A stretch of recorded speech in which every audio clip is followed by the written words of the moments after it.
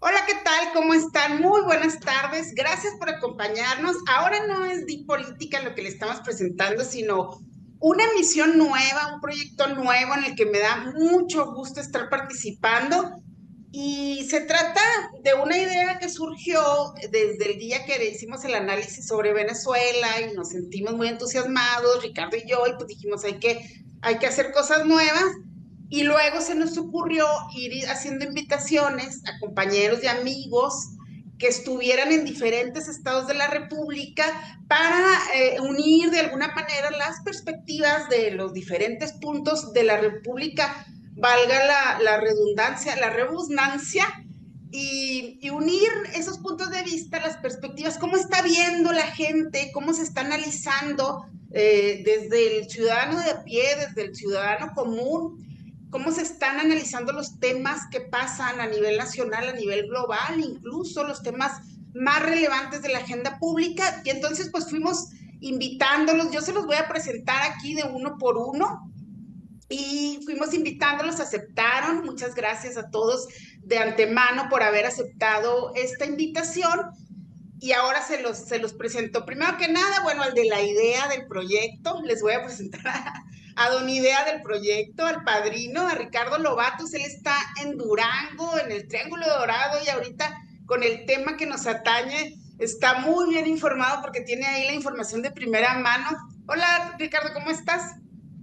Hola, ¿qué tal, Katia? Excelente, muy bien. Gracias por invitarnos a participar en este nuevo proyecto y pues estoy muy entusiasmado. Esperamos pues tener algunos aportes, algunas ideas, análisis, cosas que pues se han querido comentar, pero pues no se pueden por la falta de medios de las que se disponen aquí, pero pues entiendo que de política pues es un medio libre, respetuoso, muy analítico, donde se pueden compartir pues de temas de interés político que pues nos atañen a todos, ¿no? Dios, Muchas gracias. bienvenidísimo, bienvenidísimo a este nuevo proyecto, Los Comandantes. Y luego, bueno, ya una vez empezando con el padrino de la idea, ahora les quiero presentar primero las mujeres, para que sí digan, hace ratito les decía que no, pero para que sí digan que nos adelantamos a todo y aprovechamos nuestros tiempos. Bienvenida Susana Rodríguez desde New Lyon, Estados Unidos de Monterrey. Bienvenida. Hola, hola, buenas tardes a todas, a todos. Muchas gracias, Katia, por la invitación. Saludos a mis compañeros, un gusto estar por acá y pues aportando nuestras visiones y nuestros sentires, sentipensares desde acá, desde la ciudad de las montañas. Pues bienvenida también a los comandantes, y a continuación les quiero presentar a otro amigo muy querido que está en la Ciudad de México, en el Chilaquil, tan amado Chilaquil por todos y añorado, que siempre nos la queremos pasar por allá. Él es arquitecto y pues también se une a los comandantes. Bienvenido, Iratio Esquivel. Hola, Katia, muchas gracias. También yo me congratulo de que me invites a este proyecto y pues vamos a ver qué tantas ideas surgen. Buenas tardes a mis amigos del panel y a todos y todas bienvenidos y vamos a darle. Katia, gracias. Pues gracias, bienvenidísimo. Y por último, pero no menos importante, tanto como analista como por el lugar de donde nos acompaña, que es el estado de Jalisco, les quiero presentar a César Zavala. Bienvenido, César, recientemente también agrupado en los comandantes. Hola, buenas tardes a todos mis compañeros. Pues es un gusto compartir el panel con ustedes. Pues esperemos que la plática fluya y pues estoy ansioso por conocer sus puntos de vista. Gracias a todos y pues darle. Pues estos son los comandantes, quienes vamos a estar miércoles a miércoles a las 7 de la tarde analizando los temas, como ya dijimos, de interés nacional. Y hoy quiero comenzar con un par de temas que elegimos por ahí. Yo sé que hay mucha información que se está generando día a día en estos tiempos tan turbulentos con la pasada reciente elección, pero pues elegimos dos temas que creemos fundamentales para darles análisis en esta ocasión, en esta primera ocasión.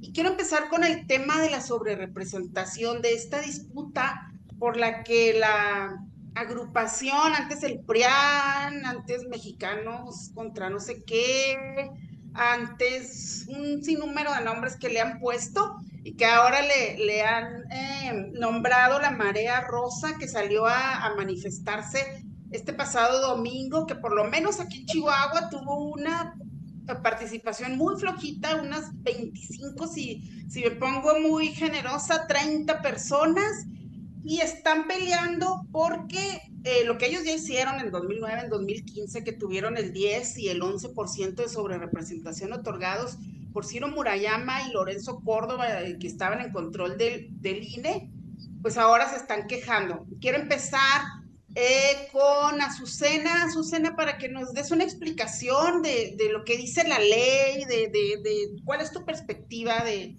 esta demanda popular por la democracia. Demanda popular. Bueno, la Marea Rosa ya yo le diría alberquita rosa inflable. Por ahí ya, le dijeron chisguete. Sí. Acá en Nuevo León la verdad es que ya no se escuchó nada, no creo que haya habido concentración. Bueno, están en su derecho, sin embargo, consideramos que es un derecho que tienen de manifestación, pero están yendo engañados. La verdad es que si vemos los diferentes videos, la gente no entiende, no sabe ni a qué fue, ni por qué fue. Unos iban que porque el Poder Judicial y otros que porque Venezuela y mil cosas, ¿no? Pero bueno, lo importante en este pleito, digámoslo así, es entender ¿de qué se trata esa sobrerepresentación? Pues es muy, muy sencillo. El artículo 54 de la Constitución da algunas circunstancias, características específicas de la elección, del resultado de la elección. Dice que no puede haber más de 300 diputados de ningún partido y no puede exceder el 8% de la asignación de diputados. Este 8% es de la votación total. Es decir, si hacemos un análisis rápido, no hay una sobrerepresentación porque Morena no tiene ni los 300 diputados, ni más de 300 diputados, ni cuando se le asignan los diputados por el porcentaje de votación, tampoco excede ese 8%. Entonces, no hay una sobrerepresentación como lo están diciendo. Ellos lo que quieren es que no sea por partido, sino que sea por coalición, pero la ley no lo dice así. La Constitución es muy clara, aparte es un artículo que ellos reformaron. Ellos lo reformaron varias veces. La última reforma es la de 1996, donde hacen esta división que les comento de los 300 más los 8 puntos porcentuales, pero también es importante recalcar que sí había un artículo como de la reforma del COFIPE que hablaba de coaliciones. Allá sí hablaba, es la Constitución, luego la ley que viene a ser válido lo que dice la Constitución. Bueno, esa ley decía en el artículo 59, párrafo 4, decía que a la coalición se le asignaban como si fueran un solo partido. Pero ellos en el 96 quitaron totalmente ese párrafo. Totalmente, no existe ya. Entonces hoy se están como diciendo, ¿por qué lo hicimos? ¿Por qué? Entonces apelan a que uno no sabe y quieren que ahora sea por coalición, pero y apelan al espíritu de la ley. No, pues es que no hay espíritu de la ley es clara, la ley dice esto y se tiene que cumplir, no es que quiso decir, o sea, son números que se sacan de la votación total y son cosas muy específicas y muy claras. No hay más, no hay representación según la Constitución que ellos mismos reforman. O en todo caso, el espíritu de la ley debe quedar plasmado en el texto, ¿no? Exacto. Si de otra manera, ¿cómo sería? ¿Cómo viste tú, César, la manifestación del... ¿Sí fue Marea Rosa en Jalisco o también fue Chisguete? ¿Y cuál es tu perspectiva de esta protesta ciudadana? Pues mira, a mí sí me ha tocado experimentar aquí en Jalisco marchas masivas, sobre todo, más que nada, más bien por parte de la Marea Rosa, porque Jalisco me parece que tiene como análogo a Monterrey, es un estado bastante conservador, con una visión de aspiracionismo muy impregnado en todas las clases sociales, sobre todo en las clases pobres, es lo peor. Y sí me ha tocado porque pues conozco mucho la zona donde se manifiestan y sí llenan las calles, las ponen a reventar y la verdad es que sí, pues tiene una presencia fuerte, ¿no? Creo que después de las marchas feministas, los que tienen las marchas más grandes actualmente son ellos, ¿no? Porque ni siquiera los desaparecidos tienen unas marchas tan fuertes, porque tampoco no tienen unas marchas propias. La mayoría de las veces ellos se juntan con las feministas, entonces sí hacen un buen contingente, pero así hablando en términos autónomos, creo que la marcha rosa es de las más fuertes que tiene aquí en Jalisco. Es mucho menos, por supuesto, que las marchas feministas, pero sí es potente, ¿no? Su causa. Y la verdad es que este último fin de semana ya no les vi rastro, ¿eh? O sea, eso sí es bastante extraño. Creo yo que a la gente se le puede manipular, o sea, a la gente, hasta la que es de derecha, se le puede manipular, pero hay un punto en el que ya un discurso muy irracional, un discurso que se va destejiendo o que ya no tiene una columna vertebral importante y que es contradictorio en cada pues, hebra que lo conforma, pues simplemente deja de interesar a las personas, ¿no? Entonces creo que eso fue lo que le pasó a esta marcha aquí en Jalisco. La gente es muy conservadora, pero tampoco es tonta, ¿no?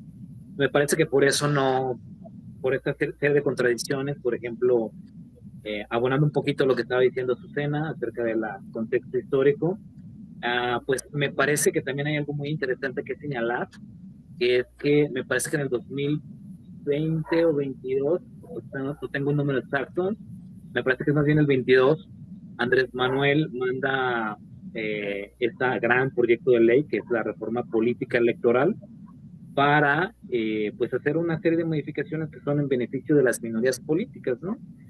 Se rechazó a nivel Congreso y a nivel leyes secundarias también se rechazó por segunda ocasión el hecho de que se modificara la distribución plurinominal, ¿no? O que se modificara la sobrerepresentación, ¿no? Y en ese aspecto, en esa fórmula, les iban a quedar una gran cantidad de diputados a los partidos minoritarios, ¿no? Como contrapeso a la versión que tenemos ahora de plurinominales y de sobrerepresentación, que entre más tengas, pues más te dan, ¿no? Ese fue el problema, esa fue la propuesta, y ellos la bloquearon absolutamente, ¿no? 2 veces, o sea, la bloquearon por completo 2 veces, y ni siquiera la quisieron discutir, ¿no? No la llevaron ni siquiera a un ámbito como de mucha polémica ni en las redes ni nada, o sea, simplemente fue una cerrazón por completa. Y cuando se las empiezan a decir este tipo de experiencias en las redes sociales, en Twitter, por ejemplo, ¿no? Que le empiezan a dar la razón, ¿no?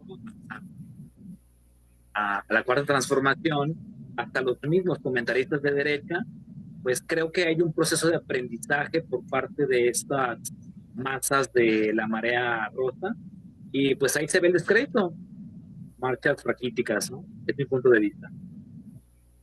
Bueno, pues muchas gracias, César. Iracio, ¿cómo lo viste tú? No se vio tampoco mucha gente en la Ciudad de México, ¿no? ¿Cuál es tu perspectiva desde allá? No, la realidad es que pasó inadvertida y no es que yo los estuviera siguiendo tampoco. O sea, solo sé que fue lo que reportaron fue algo verdaderamente incipiente, así hasta lastimoso.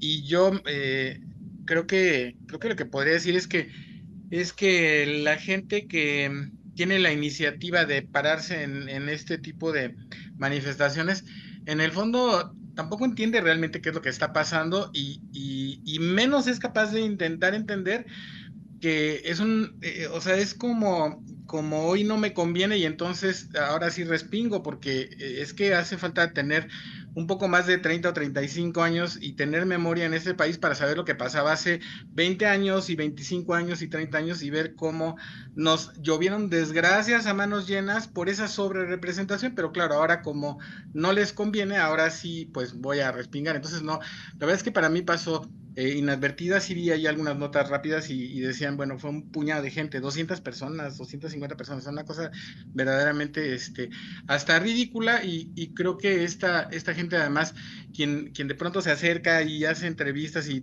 intenta tomar testimonios de qué está pasando, la gente tampoco entiende, o sea, la gente da una respuesta ahí ¿qué te parece? Y solo dicen es que son muchos y dan unas respuestas que evidentemente están muy alejadas de alguien que tenga una intención seria de opinar. Creo que la oposición está tan perdida que incluso cuando de pronto hay ciertos temas en los que podríamos citar que hay razones lógicas para estar desde un lado crítico, serio, o sea, es que brilla por su ausencia la inteligencia, la sensatez desde la oposición. Entonces, estas cosas a mí me producen hasta un poco de gracia, ¿no? Incluso en algunas de las marchas, estas rosas que han sido más concurridas, pues son muy lastimosas, o sea, la gente parece que no entiende qué está haciendo ahí verdaderamente, o sea, no, es así como una aguja en un pajar que alguien diga algo inteligente en esto, o sea, van ahí un poco a lo tonto y ni siquiera, y ahora siendo tan poquitos, me parece que pasó de noche literalmente aquí, eso es lo que puedo citar. Sí, pues sí es lamentable las respuestas que dan, sí dan ganas. Yo veo esos videos que me los estaba pasando Azucena hace un rato de las entrevistas que se hacen en las marchas y te quieres levantar a darles argumentos y a decirle, señora, diga esto, esto es lo que puede defender, porque sí, No. pobrecitos. ¿Cómo lo ves tú, Ricardo, desde Durango? Bueno, realmente uno de los comentarios de mis estimados, porque precisamente pues es autoritarismo cuando ellos dicen, pero cuando ellos estaban en el poder, pues era una democracia, nadie los podía quitar, nadie los podía enfrentar, salían estos dichos de gánale al PRI, o realmente la voluntad del pueblo ya estaba tan minada que era, pues así es la política, ya era un constructo social de creer que estar en la política era sinónimo de corrupción, estar en la política tenías que estar de lamebotas para poder adquirir beneficios para personales. Entonces llega la 4T y cambia radicalmente el paradigma del ejercicio político. En este periodo de 6 años tenemos las pruebas, tenemos vivencias, tenemos suficientes pruebas materiales, ni siquiera ideológicas sí, pues pruebas contundentes de que hemos estado creando un estado de derecho democrático frente al mundo, adentro del país. Es precisamente que tenemos las pruebas de que ha sido una transformación de la vida pública del país. ¿Por qué ahora podemos tener estos diálogos? Y no es por las redes sociales, es realmente porque existe un ámbito de libertad de opinión, de un estado democrático en donde ya no se te puede censurar por lo que opines. Como decía Irazio, hace 20 años, tener simples conversaciones en tu casa parecía como si estuviéramos en la época de la independencia, las paredes oyen, llegaban y te sacudían, te ponían tus llamadas de atención. Yo conocí muchos periodistas aquí en Durango que pues querían investigar sobre el crimen organizado aquí, querían investigar sobre detalles de la política, sobre arreglos y bueno, pues primera llamada, llegan a tu casa, se meten te hacen un desorden o te hacen un secuestro express, bájele a su asunto, señor, porque pues, aquí no se puede meter con la política. Oye, aquí en este acuerdo de transformación, por mucho arribista, priista, panista que esté en las filas de Morena, que sí lo hay problemas adentro de Morena, hay decisiones, sí las hay, pero no hay un estado, no hay una descomposición que ponga en peligro a la población común y corriente. Hay que trabajar en crear una oposición con el mismo sentido obradorista que haga contrapeso a esos problemas que hay adentro de Morena, pero ese es otro tema muy aparte. Me uno a los comentarios de mis compañeros que realmente, pues, hoy tenemos libertad de opinión y esa sería mi conclusión. Sí, claro. Y rescato algo que comentaste, Ricardo, que antes sí se fomentaba mucho la cultura de no te involucres en la política, ¿no? Desde niños te escuchabas que la política era para gente mala, para delincuentes, para que la gente se apartara, ¿no? De estas opiniones. Y definitivamente, si querías hacer periodismo o ser oposición, pues ahí te subían por ahí a un avión, ¿no? O te metían a una cárcel, total que no te volvían a ver, porque no se podía realmente tener no podías decir las cosas que dicen ahora los ferris, que son bastante vulgares y dicen cosas bastante fuertes. Chumel Torres, esta reportera Reina que va en la mañanera y habla 35, 40 minutos contra el presidente, enfrente del presidente. O sea, era impensable que tú fueras a dar una opinión frente al presidente durante más de media hora, insultándolo, y que salieras de ahí tan fresca, ¿no?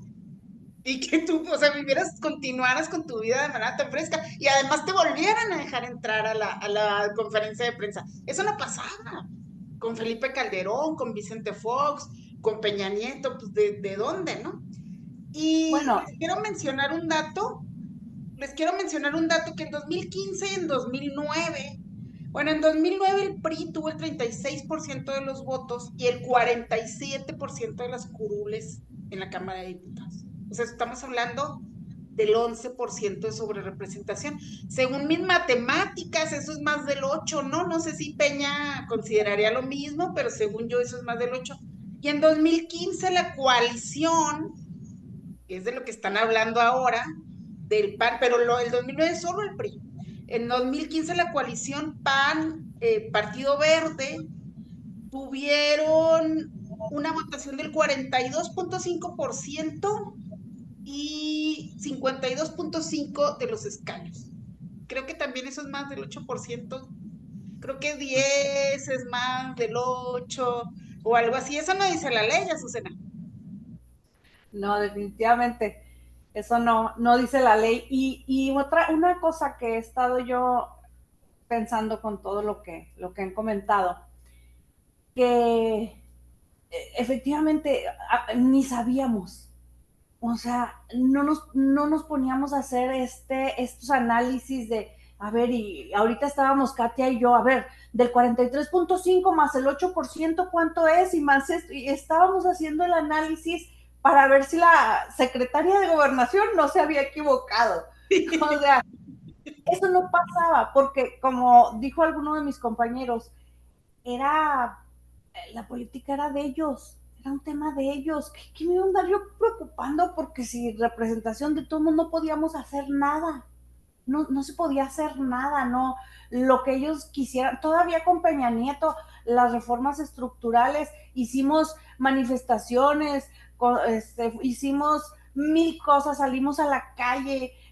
¿Y qué pasó? No, me acuerdo que yo estaba en un congreso en Oaxaca, cuando una ley se iba a aprobar, no recuerdo cuál, y un médico y yo nos fuimos a la plaza en Oaxaca, a la manifestación en contra, éramos unos cuantos, pero sabíamos que era lo único que podíamos hacer, ¿no? Y ahora no, o sea, el plan se fue muy claro, o sea, ya los diputados no es que vayan y van a hacer lo que quieren, tienen muy clara la encomienda del pueblo, fue plan C, O sea, y eso no nos lo van a quitar tan fácil. Y les aseguro que no nada más nosotros estamos haciendo esos numeritos y todo para ver si realmente lo que nos dicen una parte y otra, y quién tiene la razón. Pero eso ni de chiste no pasaba. Sí, la gente se empezó a politizar desde Ayotzinapa, ¿no? Más o menos desde el 2012. César, más allá de representación, subrepresentación, sobrerepresentación, ¿tú te sentías representado por los diputados antes del 2018? No, pues me acuerdo que en el 2012, cuando comenzamos las movilizaciones aquí en Guadalajara, los jóvenes, yo pertenecía al Yo Soy 132, movimiento sobre todo estudiantil y de maestros universitarios, pero que fue junto a varias manifestaciones, por ejemplo, también las feministas. Y en ese tiempo me acuerdo que una de las iniciativas era adopta un diputado, ¿no? Es decir, eh, teníamos la encomienda como parte del movimiento de que, bueno, ya nos metieron gol, ya nos chingaron, pues tenemos que encontrar la manera de estar haciendo presión en redes sociales, porque descubríamos las herramientas de las redes sociales precisamente en este 2012, ¿no? Teníamos un poco tiempo con las herramientas, con las redes sociales, pero ya se habían convertido en unas herramientas pues importantísimas porque nos lograron movilizar, ¿no? Gentes de diferentes estados sin que hubiera realmente como un centro neurálgico o una cabeza o una serie de cúpula gloriosa que nos estuviera comandando, ¿no? O sea, nos decían que nosotros éramos parte de Morena en ese tiempo y la verdad es que nadie conocía a Morena en ese tiempo, ¿no? Era una cosa muy incipiente. Bueno, nos decían que éramos parte de Andrés Manuel, pero ni siquiera existía algo cercano a eso aquí en Guadalajara. Y entonces lo que pasó es que armábamos esa serie de iniciativas propias de nosotros para estar vigilando a los diputados. Y un tiempo sí lo hicimos, pero luego nos dimos cuenta que su papel es tan infinitamente ridículo que pues no tenía caso estarlos denunciando. Creo que más bien empezaron a brillar por los problemas, más bien las acusaciones de corrupción que tenían o los crímenes a los que llegaron a cometer, que por lo que realmente fueran valiosos o sirvieran para algo, ¿no? Entonces estas iniciativas pues nos daban, buscábamos como un punto de partida para concientizar a la población, eso era lo que nosotros creíamos que era lo más importante en ese momento, pero sí nos dimos cuenta que el poder del Senado y de las cámaras en general, pues era un poder que siempre estaba supeditado a Peña Nieto en ese tiempo, y pues que la figura de un solo diputado no tenía tanto sentido, ¿no? Entonces, creo que nunca ha sido importante cuál ha sido su función de ellos en cuanto al público en general. Dudo mucho que la gente sepa realmente quiénes son los diputados o cuáles diputados son de sus distritos, pero a partir de este 2018, pues un cambio radical, como bien estaba diciendo Ricardo, ¿no? Pues se vive una transformación, o sea, es real, ¿no? Ahora estamos como más impregnados de la vida pública, no solamente nosotros de la generación del 2012, sino hasta me da gusto reconocer que los chavos, ¿no? De entre 20 y 30 años, pues ya siguen de cerca las notas y están politizados, y el hecho de llamar a alguien tía panista se ha convertido como un adjetivo despectivo, ¿no? Eso es bien interesante, ¿no? Entonces creo que de tener en el 2012 una nula concepción de cuáles son los partidos políticos y la función de los diputados, al 2018 a que los jóvenes tuvieran esta capacidad de conceptualizar a manera de carrilla y de broma a alguien de la derecha y conservador con el tilde con el adjetivo de un partido político, pues es un salto glorioso, ¿no? Ya panista.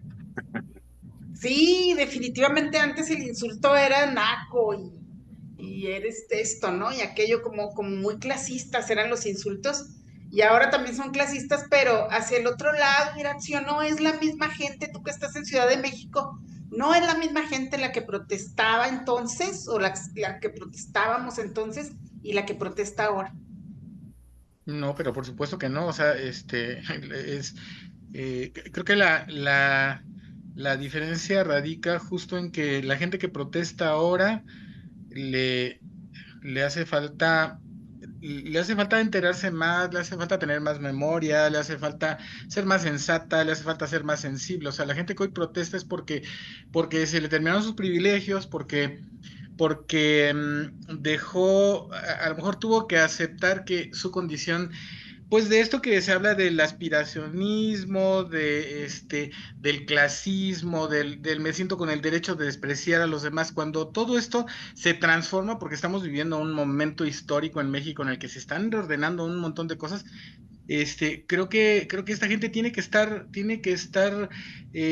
ya aceptando que hay otra realidad en la que hay mucha gente que ya está visibilizada, que ya está incluida, que ya se siente parte de. Yo pienso que las redes sociales son fundamentales en lo que está sucediendo. Creo que el antes y el después en la vida democrática sí tiene que ver con la comunicación, con la posibilidad de diversificar los medios de comunicación.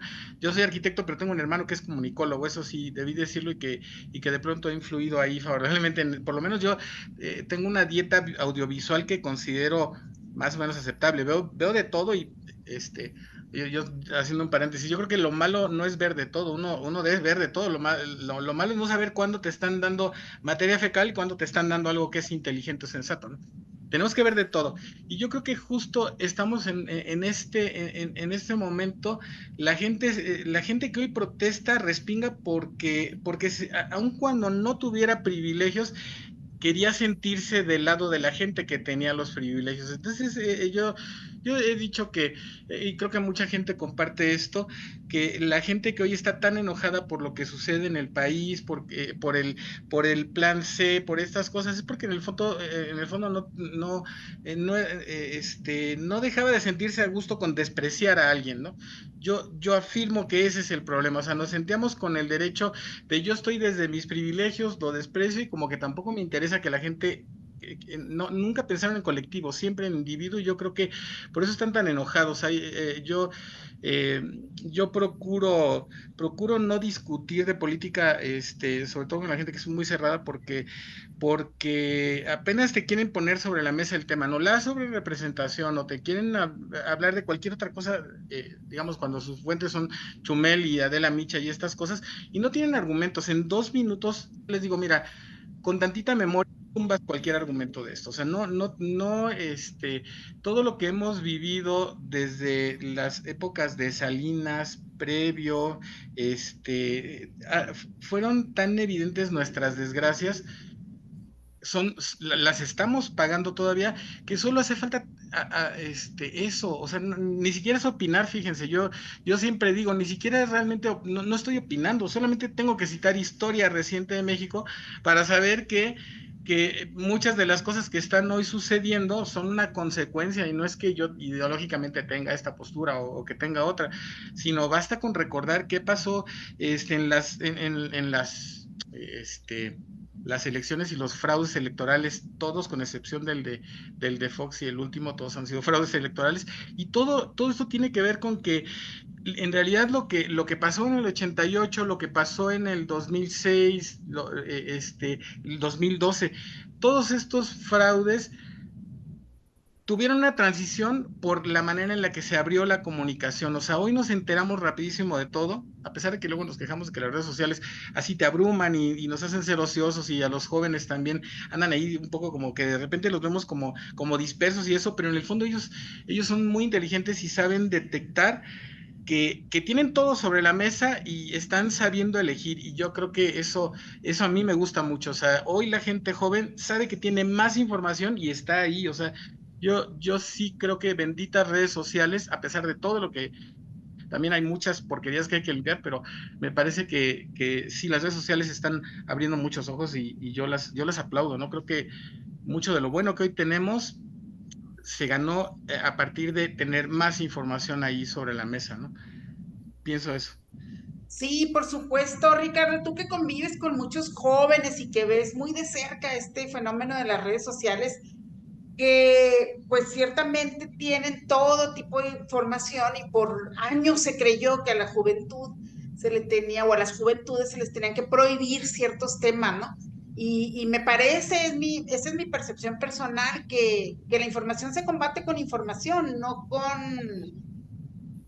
con censura. Entonces creo que es un fenómeno positivo el de las redes sociales, que esté abierta toda la información y a disposición. Y creo que así la gente se puede politizar y es así como aprende también a discriminar información. ¿Qué te parece esto?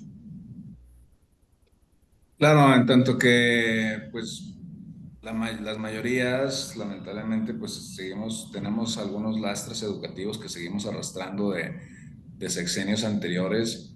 Mm, Vamos a decir que los números que nos presenta de índices de delincuencia han disminuido, ha incrementado las oportunidades de los jóvenes de tener acceso más a la educación. Si bien, pues, hemos tenido otro tipo de fenómenos como la exposición a materiales que no aportan nada a la educación, pues como el ocio que se expone hoy, el ocio en el que están sometidos los jóvenes, sobre todo pues sí, narcocorridos, todo en alusiones a la mafia, sobre todo los jóvenes más vulnerables que están pues en una situación de que consumen mayormente este tipo de materiales. Sin embargo, los índices de delincuencia han disminuido, los jóvenes comienzan a tener una idea de la realidad donde pues tenemos que trabajar, donde tenemos que tener ciertos valores. Yo lo veo aquí pues en mis entornos, precisamente pues los jóvenes a temprana edad pues a veces alucinan o quieren estar buscando este detalle de la vida fácil en las pandillas, y gracias a las reformas que se han implementado en los apoyos a la educación, podemos ver gente joven incorporada, por ejemplo, yo lo veo aquí en el ámbito minero, gente de 18, 25 años que ya está haciendo sus prácticas dentro de empresas o filiales, contratistas, mineras, constructoras, agrícolas, forestales, hacen proyectos. Y pues vamos a decir que si bien seguimos arrastrando lastres educativos, estructurales, también estamos teniendo buenos frutos con personas que tienen un cambio de conciencia, lo podemos ver. Si hay un cambio de conciencia en los jóvenes, por ejemplo, de nuestra edad, de 30, 40 años, ya podríamos, yo recuerdo que en aquellos tiempos pues se decía, oye, no, pues no, la política no, pues hay que entrarle a la malandrés, porque pues la vida, el dinero honesto no dura. Y pues había un clima de pesimista frente a la realidad de México. Y por ejemplo lo veías mucho con los jóvenes en las áreas rurales. ¿Qué es lo que hacían? Pues generalmente tenderse y pues cruzar la frontera. ¿Por qué? Pues porque se buscabas una mejor vida. Ahora es al revés. Yo incluso pues tengo mucha familia en Estados Unidos, donde ahora están regresando, ahora están buscando sus papeles están yendo a las instituciones de migración pues para poder regresarse a México y poder nacionalizarse incluso. Tengo familia pues nacida allá y que ahora pues busca la nacionalización mexicana, porque el estilo de vida que promete Estados Unidos, el ferrocapitalismo, donde hay que trabajar y vivir para trabajar, pues ya no es una oferta de vida. Ahora, hay que recordar que también hay mexicanos del otro lado, que también están viendo desde fuera las mejoras que ha tenido México. Y eso es un ejemplo súper material, palpable, con el que podemos pues afirmar que tenemos una buena cantidad de jóvenes que están viendo otra realidad gracias al avance que hemos tenido en este sexenio. Sí, pues claro. Oigan, y otro que cruzó la frontera, no se sabe si voluntaria o involuntariamente, o lo secuestraron o se subió al avión por su propio pie, pero también cruzó la frontera. yo a fuerza quiero con que el Chapo para acá y el Chapo para allá. Les decía que ahora que estaba escribiendo el artículo, que ya no sé qué criminal me inspira para ponerme a escribir, pero el Mayo Zambada fue entregado, no se sabe, se cree, se ha especulado mucho que habría sido una negociación y una entrega voluntaria, pero oficialmente el 10 de agosto, ahora este sábado que acaba de pasar, Frank Pérez, su abogado principal, pues exhibe un comunicado que habría sido, según el abogado, escrito o por lo menos dictado por el Mayo Zambada, en donde él niega haberse entregado, haber tenido alguna negociación. eh, en el avión iba con él el hijo del Chapo Guzmán, iba el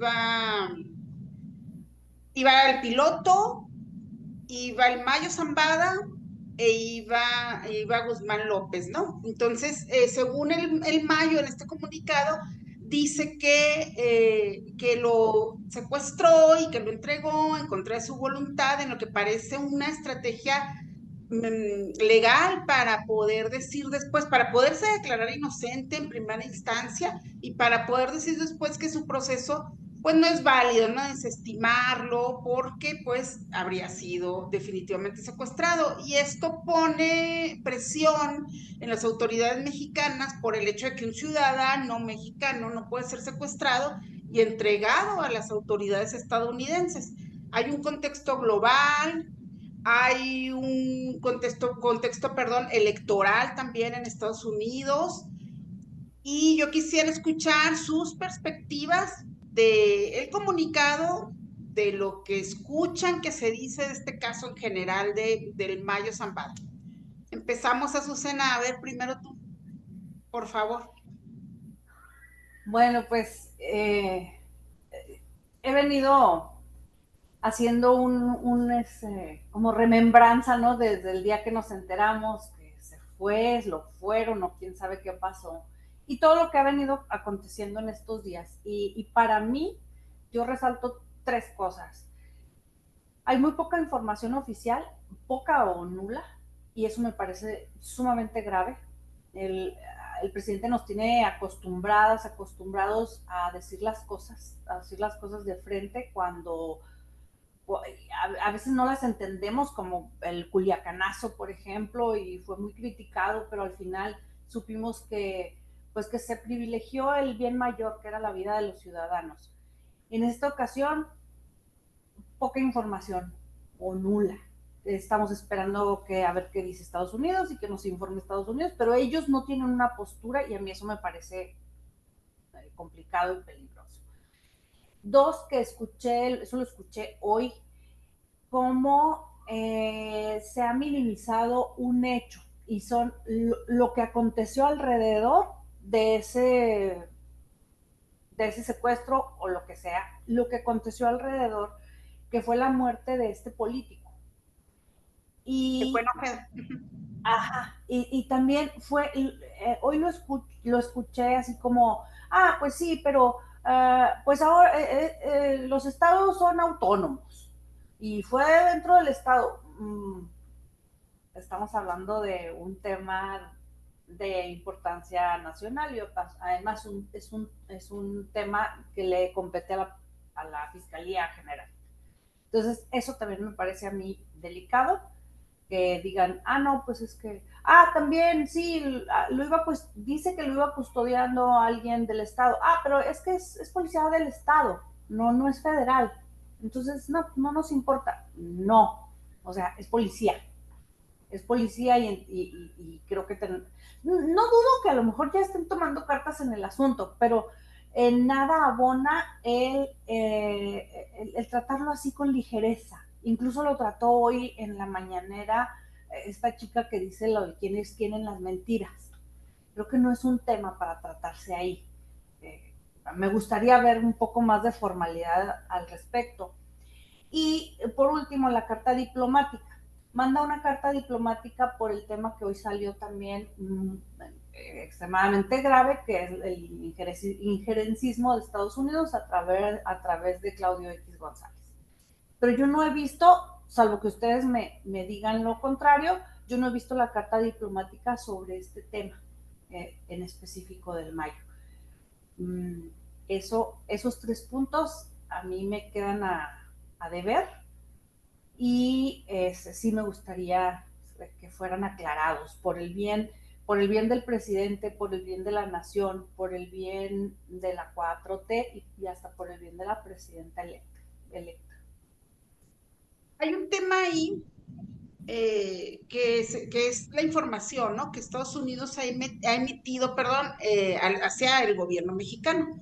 Dicen los periodistas, porque no ha sido una postura oficial de las autoridades estadounidenses, pero dicen los periodistas vinculados al oficialismo y vinculados en México también, los periodistas vinculados a la oposición, que Estados Unidos no le compartiría o no le estaría compartiendo la información de la detención de Joaquín Guzmán López y de Zambada, porque no le tienen confianza al presidente para que opere contra el crimen organizado, y que tampoco le tienen confianza al embajador Ken Salazar, que porque son muy cercanos, y entonces que esa falta de confianza de las autoridades estadounidenses es lo que impide la comunicación. Pero yo escribía en el artículo que Gold, ahorita les digo en Omnia, está por ahí en 8 columnas, por si lo quieren, y en tu medio también, ¿verdad, César? Por cierto.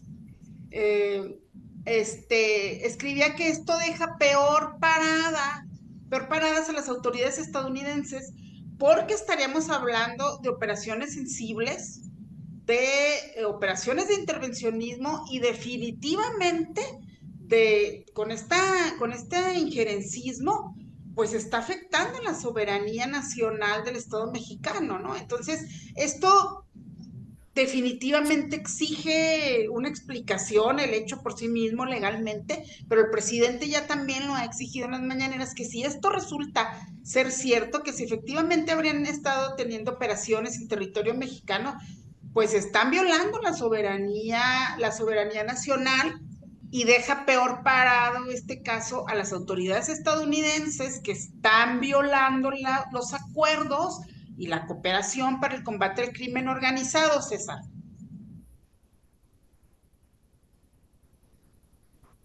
Sí, justamente ese es el punto que yo también quería rescatar de Andrés Manuel. Me parece que sí ha sido un asunto que no se ha manejado con mucha seriedad. Bueno, no diría seriedad, sino más bien como algo que fuera muy transparente, un asunto que no se ha transparentado de manera amplia, como sí se hace en otros asuntos. Y yo creo que lo está haciendo así para evitar, desde mi punto de vista, evitar que haya una mala interpretación del asunto, ¿no? Y sobre todo para defender la postura del gobierno, ¿no? Yo creo que evidentemente todo el mundo nos damos cuenta que esto es una estrategia de carácter mediático, ¿no?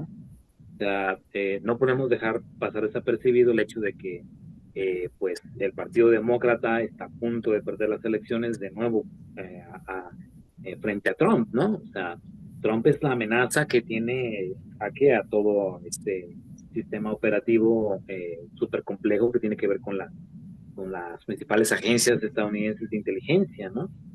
Entonces, contextualizando el asunto, podemos decir que la gestión que tiene Andrés Manuel desde que llega a la presidencia en contra de la DEA y estos otros organismos de seguridad es precisamente desmantelar esta red de complicidad que existía entre la Marina, la DEA y el Partido Acción Nacional en ese tiempo, ¿no? Y varias dependencias también de carácter gubernamental. Entonces, hay una guerra de por medio, es una guerra de poder, es una guerra que tiene estos alcances, que el primer golpe fuerte que le da es no nada más este no es el primer golpe fuerte que tiene en términos de carácter geopolítico, es decir, más amplio que la mera política local, sino lo que pasa con el general Cienfuegos, ¿no? Ese es un caso también muy alarmante que se da en su debido tiempo, porque ahí también hay una muestra de violación de los tratados, ¿no? Es el primer antecedente que tenemos en el cual demuestra la falta de poder que tiene o la falta de autonomía que tiene el gobierno en general, ¿no? El gobierno de la República. Y bueno, Andrés Manuel creo que fue muy astuto en ese tiempo en demostrar que si bien esta falta de autonomía en el poder existe, no es responsabilidad de él, sino que es una consecuencia, un corolario neto de cómo se ha dado la historia de la relación que existe entre las instituciones mexicanas y las instituciones de seguridad estadounidenses. Creo que este fue uno de los grandes despertares que tuvo la población cuando la 4T florece, ¿no? Que nos damos cuenta que no existe tal cosa como una autonomía fuerte, ni tampoco existe tal cosa como una absoluta influencia del poder estadounidense y de las instituciones de seguridad estadounidenses en México, ¿no? Sino que hay espacio para maniobrar. Me parece que el error que tuvo en este primer episodio de mancillar la autonomía o las instituciones y el nombre de México fue que Andrés Manuel habló de más en ese tiempo, ¿no? Y dijo muchas declaraciones que después se convirtieron en una especie de bola de nieve de contradicciones, porque no se contaba tampoco con la información, con el mismo caso de ahora. Entonces, el asunto sigue siendo el mismo, sigue siendo un golpe bajo. Me parece que es la misma estrategia, idéntica, solamente unos años después, y tiene el mismo fin que tuvo también en aquella ocasión con Trump, que era afianzar el voto de la población conservadora, antidrogas de Estados Unidos, ¿no? Es lo mismo, o sea, siempre va a ser noticia y como un baluarte, una prenda, diría Maquiavelo, ¿no?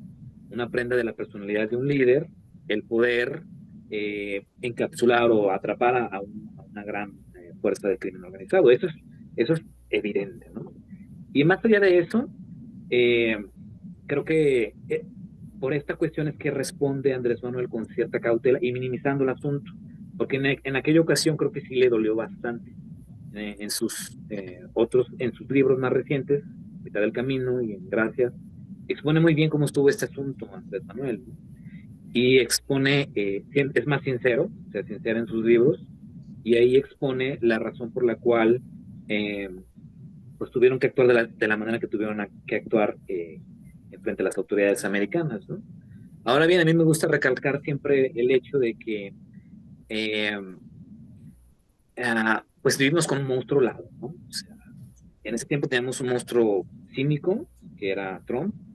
En este otro tiempo es un monstruo también, pero es un monstruo, vamos a decirle, doble cara, ¿no? Es un monstruo con poker face, ¿no? Que no demuestra realmente sus intenciones, que es el Partido Demócrata. Son los menos sinceros, menos pavientosos, y dan golpes bajos de manera más concreta que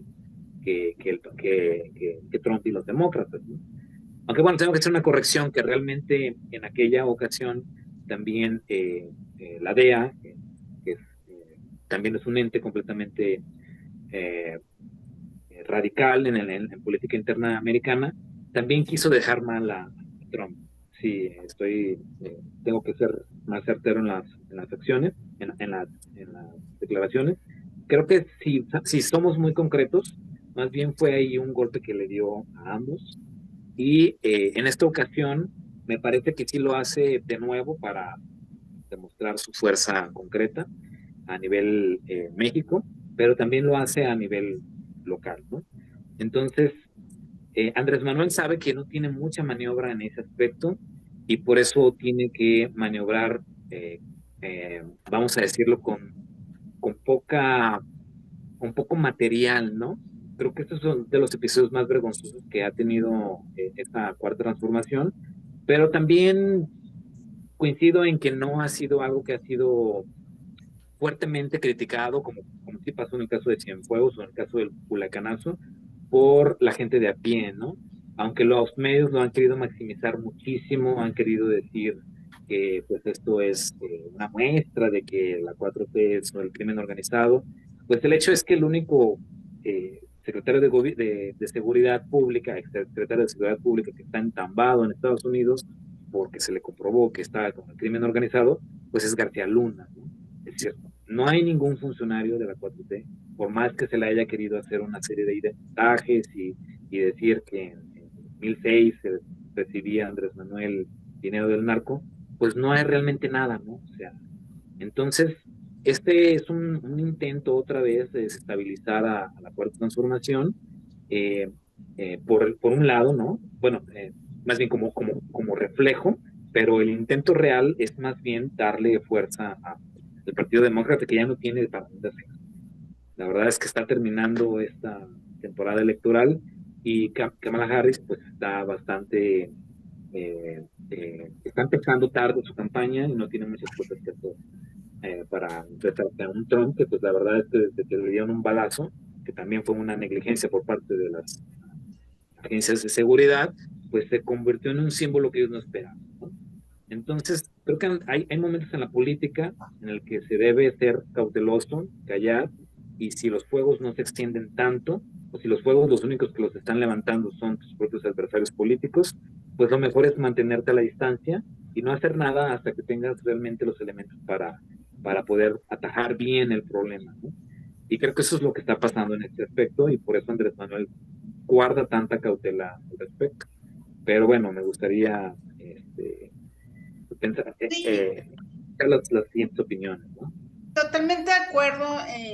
Pasan hay dos cuestiones respecto a esto de los partidos y a quién le pega, ¿no? En México definitivamente el presidente está a cargo de la seguridad nacional y en el comunicado que se supone que escribió el Mayo, pues dicen que el gobernador, que le habían avisado que estaría el gobernador, pero en ninguna parte dice que el gobernador efectivamente estuvo ahí. Entonces sí se ve como una clara intención de vincular a la Cuarta Transformación a un gobernador de Morena. No quiere decir que el gobernador no esté implicado, que esté libre de culpa, no quiere decir eso. Lo único que quiere decir es que tampoco tenemos pruebas fidedignas de que lo esté, de que efectivamente esté implicado, de que efectivamente tuviera nexos con el Mayo Zambada, porque en ningún momento dice que es su amigo, en ningún momento dice que estaba en la reunión, que lo vio, él dice que le habían avisado, pero a quien le pega también es al priismo y al panismo, porque Héctor Cuen Ojeda sí estuvo en la reunión. Además, él pues es diputado electo, o era pues diputado electo antes de su lamentable fallecimiento o asesinato, por el PAN, PRI, PRD, por esta coalición de oposición, ¿no? Y a él sí lo menciona y de él sí dice que eran amigos desde hacía muchos años. Entonces, vamos, como quitarle la carga partidista al hacer este señalamiento y decir, pues no es contra la 4T, ¿no? Pero pues sí parece así, definitivamente, ¿no, Iracio? Oye, a ver, yo hace un ratito que cuando iniciamos yo comentaba que todo me parecía un poco surrealista. Me siento totalmente incapaz de intentar entender lo que pasa, pero fíjense que voy a traer aquí a cuento algo que viene bien. Miren, ¿se acuerdan en el año 2010, 2011, aquella campaña de No Más Sangre? La tienen presente, a la que convocaron varios de los medios que en aquel momento sí estaban fuertemente acosados y asediados por el gobierno. ¿Y por qué lo traigo a colación? Porque en algún foro estuvieron los moneros, estuvieron el Fisgón, Helguera, en paz descanse, estaba Manrique, había gente de los medios del Chamuco, de Contralínea, y fíjense que tengo súper presente que el Fisgón habló de cómo, casi en un organigrama perfecto, estos personajes iban escalando, o sea, pareciera como que, oye, va subiendo hasta que llega y citaba al Chapo Guzmán, por ejemplo, ¿no?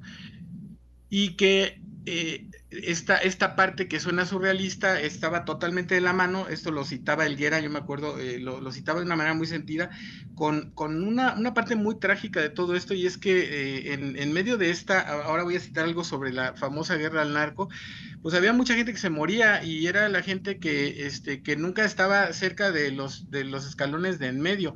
Entonces había, y la tragedia era que por ahí datos me acuerdo que los daba Helguera, el 80% de la gente que se moría en aquel momento eran menores de edad, eran menores de 18 años. Entonces, en medio de esta tragedia, citaban esta cuestión de la famosa guerra al narco con varias cosas totalmente aberrantes. La primera, desde luego, que no era una guerra, sino fue un alborotar el avispero, y además de una manera muy perversa porque era selectiva, o sea, porque sabemos o sea, se hizo un desastre en algunos grupos y hubo uno por ahí que no se tocó. En segundo lugar, muy importante respecto de esto, es que esa guerra tenía como objetivo verdadero disuadir, detectar y confrontar la movilización social, porque para eso Felipe Calderón sacó al ejército. Y la tercera, que era, creo que verdaderamente ruda, y no recuerdo quién lo citaba, pero es algo muy fuerte,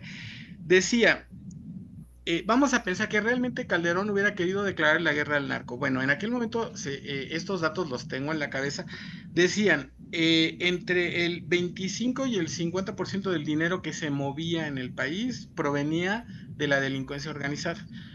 De hecho, Edgardo Buscaglia cita en un video por ahí que hay en YouTube 23 formas distintas de delincuencia organizada que generan muchísimo dinero. Entonces decían, a ver, te vas a dar un disparo en la pata, o sea, tú no le puedes declarar frontalmente sin una estrategia una guerra a un tema que representa un sostén económico. Y además el otro dato también muy peculiar es que de ese porcentaje tan alto, un porcentaje igualmente muy alto, mayor del 25%, mantenían las instituciones financieras del país. Entonces, cuando yo veo estas noticias, personalmente, ahí sí digo, es una opinión abierta, me parece que es toda una simulación que por un lado lleva una carga de tragedia para mucha gente que ha perdido gente inocente cercana, y por otro lado, no termino de entender cómo no pueden dar con alguien, o sea,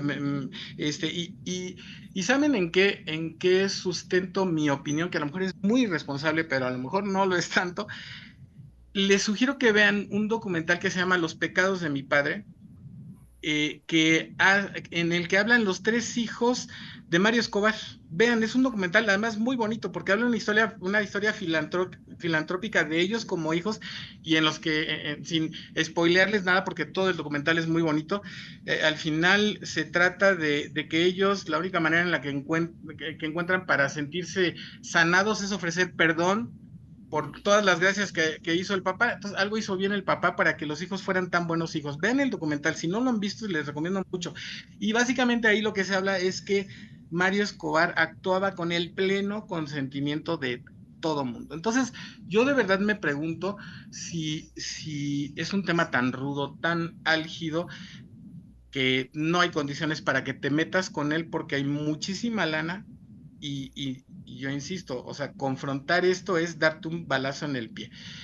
Y bueno, a lo mejor yo lo asocio con un golpe mediático más por la elección de Estados Unidos. Yo pensaría eso, ¿eh? O sea, creo que por ahí va más. Yo no sé. Y además, bueno, esta carta que ustedes decían muy atinadamente, bueno, el cuate parece que tiene doctorado, ¿no? La carta está tan impecablemente bien redactada que dices, wow, pues este cuate, porque no se dedicaba a otra cosa.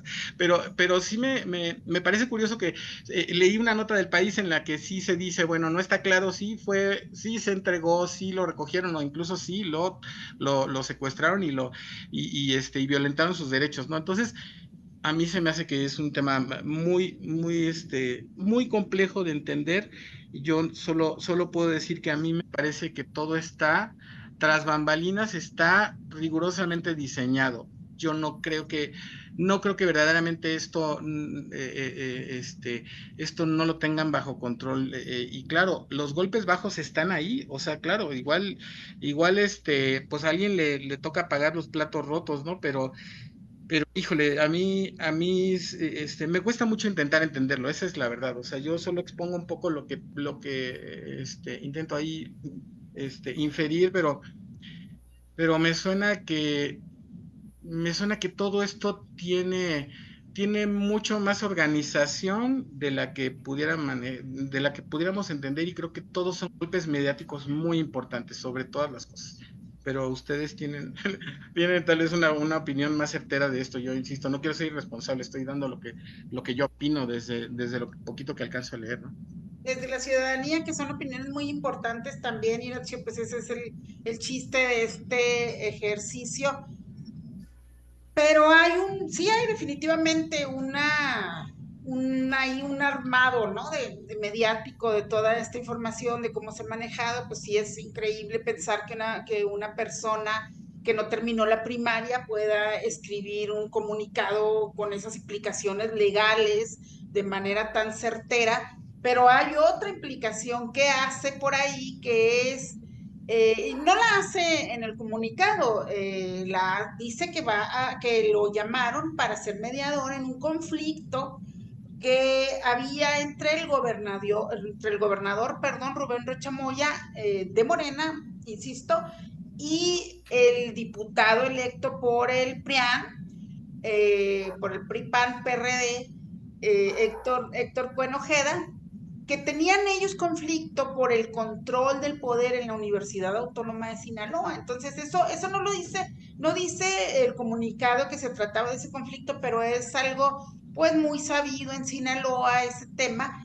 Y aquí implica el hecho de que el crimen organizado está dentro de las negociaciones que se hacen en las universidades, porque lo comentábamos hace un momento Ricardo y yo fuera del aire, son presupuestos grandes, importantes, y no solo eso, son también semilleros de jóvenes que van a militar en las filas de la derecha, que van a votar por los candidatos postulados de la derecha y que llegando eventualmente a cargos públicos, pues van a operar para los intereses. Y aquí cabría la pregunta, Ricardo, ¿de quién?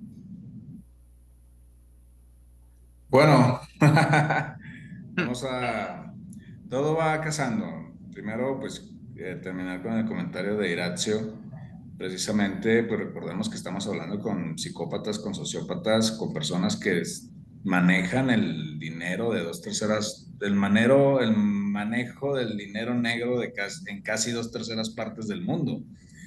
Hay intereses económicos tan fuertes que ni siquiera yo creo que el Mayo puede alcanzar a dimensionar el alcance que tienen sus decisiones, pero quizás sus abogados sí, quizás las personas que le rodean sí, quizás muchos de los gobernadores y políticos que le rodean sí podrían alcanzar a visualizarlo. Entonces, por eso tenemos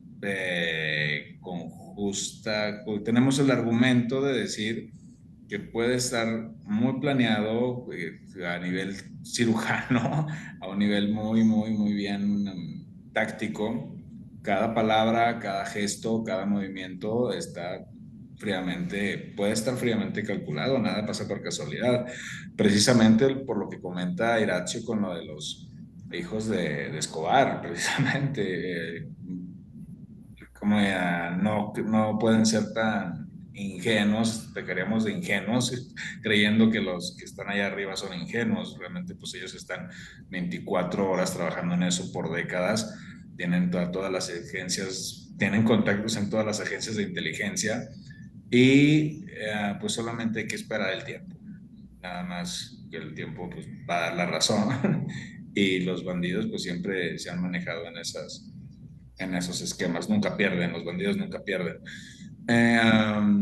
Con respecto a la reunión que iban a tener con Cuen en Sinaloa, pues hay que recordar que en 2012, 2010 se fue empezando a gestar la estafa maestra, donde con miles de pesos, miles de millones de pesos de lavado de dinero, del lavado más purificador de dinero que puede haber, pues es el que hay en las universidades.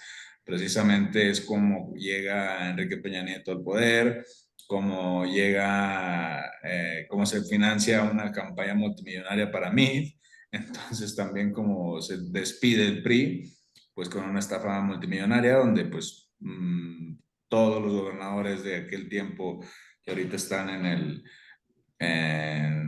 la cárcel, todos los Duartes, todo este entramado de corrupción política, pues se realizó gracias a la ayuda de las universidades públicas y privadas, de fideicomisos, de toda la estructura, es más, de cuestiones tan podridas como el Pemex Gate, todas esas cuestiones, había lavado y robo a diestra y siniestra por todos lados. Entonces, pues sí es un bastión ideológico las universidades, pero recordemos pues que también tienen una autonomía,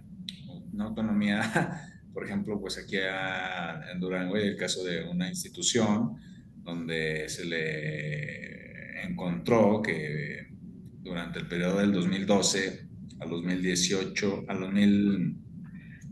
tuvieron un desfalco de dinero considerable y la universidad optó por cambiarse el nombre y borrón y cuenta nueva y algo pasó. No voy a decir el nombre para no meterme en problemas, pero pues así muchas universidades del país. ¿A quién beneficia este tema? Pues a la misma corrupción, a un entramado de quizás no podríamos visualizar a quién, hasta qué grados beneficia involucrar las rectorías de las universidades en el crimen organizado, porque pues, es un tema grueso, ¿no? Entonces, pues ahí lo dejamos, los posibles alcances. Yo creo que yo no puedo dimensionarlos con la información que tengo, pero vamos a ver cómo se vienen los tiros en estos días. Es todo. Bueno, pues rapidísimo ya para cerrar, Azucena, una conclusión rapidísima. Bueno, pues sumando a lo que dice Ricardo, pues solo basta ver quién tiene el control de las universidades en los estados. Sigue siendo el PRIAN. Entonces, ahí podemos darnos una idea de todo, pues de esto que viene comentando nuestro compañero, ¿no? ¿Qué intereses hay detrás? ¿Qué intereses había detrás de esa reunión? Si es que la hubo, ¿qué intereses había detrás de esa persona? Esto. Gracias, Azucena. ¿Tu conclusión, César? Bueno, pues creo que sí hay bastantes temas todavía sueltos al respecto.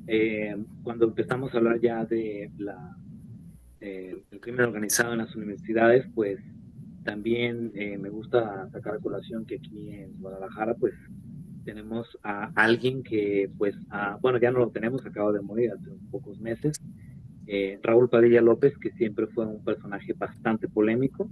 Y pues él también estuvo implicado en esos asuntos de la estafa maestra, parece ser que en menor grado que aquellos, pero sí es un actor también importante.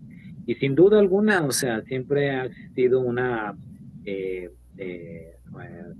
penetración por parte de los poderes fácticos para agruparlos bajo una conceptualización más general, ya sea el poder fáctico del crimen organizado como también el poder fáctico del poder político o inclusive de los empresarios.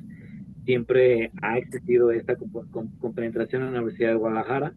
Desafortunadamente, a partir del reinado de Raúl Padilla López, la Universidad de Guadalajara decrece en su capacidad para generar estudiantes con conciencia de clase, estudiantes con una vocación de servicio al bien social, y pues se convierte en una especie de sucursal de las ideologías neoliberales, ¿no? Algo que también el presidente rescata todo el tiempo en las mañaneras, que le pasó a la UNAM, ¿no? Bueno, sin duda alguna, yo creo que la Universidad de Guadalajara y la UNAM pues están caracterizadas con el mismo problema. Y bueno, una cosa es señalar que existe una gran entramado y una gran complicidad entre las universidades, entre las cúpulas de las universidades, y otra cosa es pensar que la ideología neoliberal va a ser como consecuencia de esto. A mí me gusta señalar que sí, en la Universidad de Guadalajara aunque tenemos una administración de carácter mafiosa y no puedo decir que todos sean impolutos, ni tampoco que todos sean completamente mafiosos, creo que lo que sí he visto es que sí hay una gran resistencia por parte de muchos maestros que con la cuarta transformación han visto florecer su opinión, han visto fortalecer sus principios éticos y están creando una masa crítica interesante al interior de la Universidad de Guadalajara, al grado tal que pues hasta el centro universitario más conservador y más aspiracionista que tiene la universidad, que es el CUSEA, que es el de administrativas y económicas y administrativas, ciencias económicas y administrativas, pues ya tienen una gran cantidad de estudiantado que es crítico y es de izquierda y trata de quitarle y arrebatarle las elecciones estudiantiles, que son la base del Consejo Universitario, a los grupos prácticos que existían en la Universidad de Guadalajara. Entonces, yo creo que sí hay que matizar. No me gustaría entrar también en esta dinámica de pensar que todo está absolutamente controlado y que todo está Claro, claro. finamente calculado. Creo que hay un buen rango de maniobra y es precisamente ahí donde este tipo de espacios de comunicación pueden florecer, ¿no? Donde existe ya esta disidencia de este imperativo cognitivo, ¿no? Que hay a través de pues, los medios de comunicación convencionales. Hay gente crítica, hay maestros muy críticos, muy buenos, y creo que son los que en cierto sentido se enojaron con este desvelamiento, perdón, de la CUEN y la mafia el gobernador, ¿no? También sobre eso me gustaría decir algo que también es quizás políticamente incorrecto de mi parte porque milito en Morena, pero sí es cierto que la verdad es que hay personajes que son muy cuestionables dentro de Morena y tenemos que también matizar y no dejarnos llevar por el espíritu absolutista y decir, no, es que Morena también no tiene nada que ver con eso. Me parece que sí hay a varios niveles penetración del crimen organizado, aunque a muchos de mis amigos no me lo quieran, no quieran que lo diga en público, pero hay que ser bien consecuentes, ¿no? Y eso tenemos que ser responsables, porque si no lo hacemos, pues vamos a pasar a ser pues panfletarios, ¿no? No vamos a ser críticos y no vamos a decir las cosas como son, y si no se dicen las cosas como son, pues no se puede criticar el movimiento, y si el movimiento no se critica, pues se pudre, ¿no? Entonces, a mí me gustaría como que todavía dejar la moneda en el aire, no todavía absorber ni a el gobernador de Sinaloa, ni tampoco a Cuen, sino pues dejar la perspectiva abierta y pues hacer un llamado simplemente a la sensibilidad y a estar todo el tiempo observando qué es lo que pueda pasar. Los siguientes días yo creo que van a ser muy valiosos y estaría bien darle seguimiento a este asunto porque es apenas la punta del iceberg. Sí, gracias, definitivamente, gracias César. Definitivamente no se puede decir que todas las universidades en México están cooptadas, ¿no? Por la derecha o por quien sea.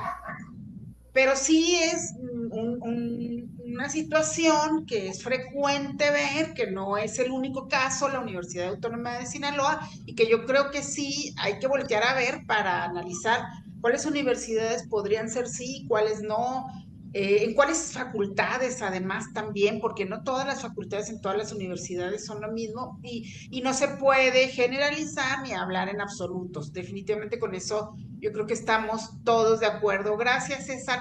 Tus conclusiones, rapidísimo, Iracio. Chispas, creo que hay un contexto tan complejo que sale de nuestro alcance, evidentemente. Y en todo caso, me parece, yo cuando pienso cuál puede ser, dónde está el remedio, dónde está una solución para generar un contrapeso, y saben, a mí siempre se me ocurre que el proyecto de jóvenes construyendo el futuro es una de las salidas para esto que es verdaderamente complicado, crítico,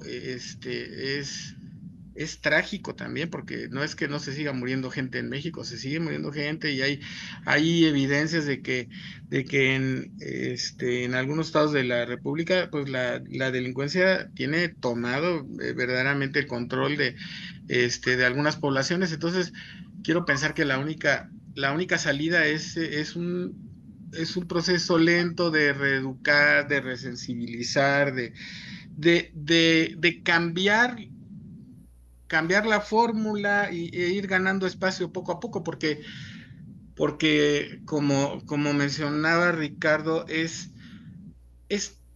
tan grande lo que maneja la delincuencia organizada en el mundo entero, que solo veo posibilidad de ir ganándole así como de piquito en piquito, un poquito despacio, despacio, despacio, para revertirlo. No veo cómo en el corto plazo, y mejor pensemos en positivo y ver cómo sí podríamos intentar algo, ¿no? Porque si lo pensamos en negativo, está pelado el asunto.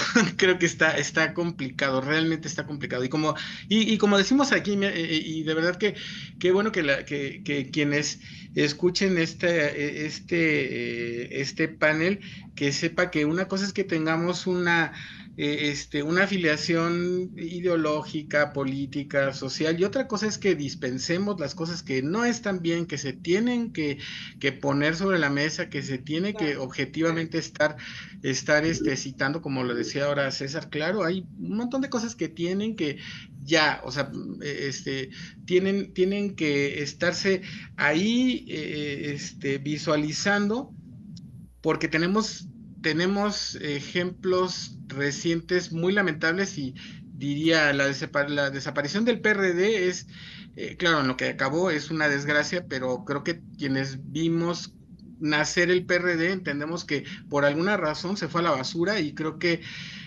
si Morena no entiende desde dentro qué le pasó al PRD, estamos ahí, claro, ahora con un movimiento muy fuerte, afortunadamente, pero creo que hay que tener el radar puesto en todo lo posible, estar comunicándonos, ser sensibles, intentar ser sensatos, y pensar que sí se pueden hacer algunas cosas para intentar revertir todo esto, ¿no? Creo que es lo que a mí se me ocurre. Gracias, Iratio, gracias. ¿Tus conclusiones, Ricardo? Pues eso, realmente la esperanza de México está en los jóvenes. Podemos realizar cambios estructurales pues desde nuestro entorno cercano, así como empezó la cuarta transformación. Como empiezan los grandes cambios sociales, pues empiezan pues, en los grupos de diálogos, en las mesas, eh, nunca caer en el cambio está en uno mismo, en ese discurso comunitario, ¿no? Pero pues vemos México, vamos a decir, que es un ejemplo democrático para el mundo, es un ejemplo de superación de una barrera terrible por décadas, que como comentamos hace rato, tenemos argumentos, pruebas tangibles de la mejoría que hemos logrado, y hay que mantenerla precisamente porque, como comenta César Zavala, unas manzanas podridas echan a perder a las demás. Tenemos que formar una oposición que haga contrapeso dentro de los mismos ideales que lleven a la nación adelante. Y pues es cuanto, ¿no? Muchas gracias a todos por ser parte de este proyecto de análisis ciudadano desde diferentes puntos de la República. Es bien importante escuchar al ciudadano común, a la gente de a pie, a quienes se dedican a otra cosa. Yo en lo personal soy comunicadora, pero todos ellos se dedican a otras actividades, y entonces eso es bien importante porque nos dice cómo lo está percibiendo la gente más allá de quienes nos dedicamos a esto, y son muy importantes estos ejercicios de análisis ciudadano. Muchas gracias a usted por habernos acompañado, y lo esperamos el próximo miércoles 7 de la tarde, ahora sí en vivo. Fue una excepción porque era el primer programa, pero lo vamos a estar haciendo en vivo todos los miércoles 7 de la tarde, para que nos acompañe, nos ayude, comparta, comente, y gracias a usted por su atención. Hasta la próxima.